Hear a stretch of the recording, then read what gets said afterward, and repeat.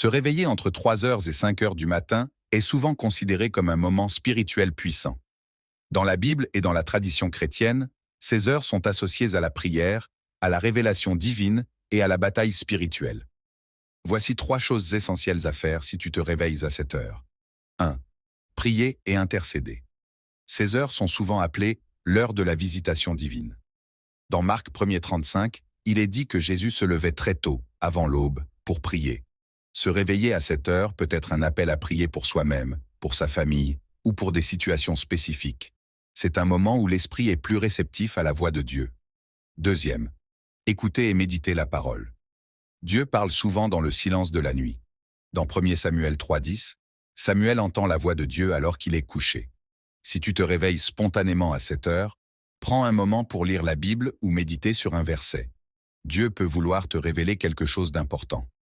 3. Combattre spirituellement. La Bible enseigne que la nuit est souvent le moment où les forces spirituelles négatives sont actives. Éphésiens 6,12.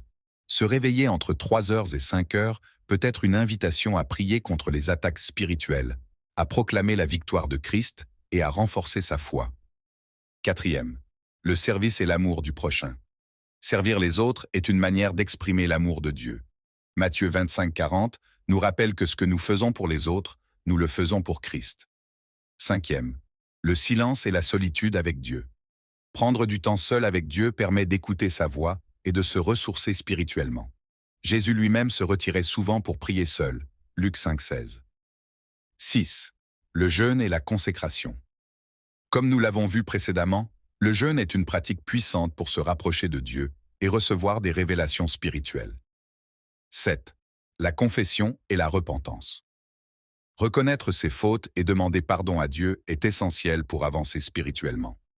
1 Jean 1,9 nous assure que Dieu est fidèle pour nous pardonner. 8. L'étude et l'apprentissage.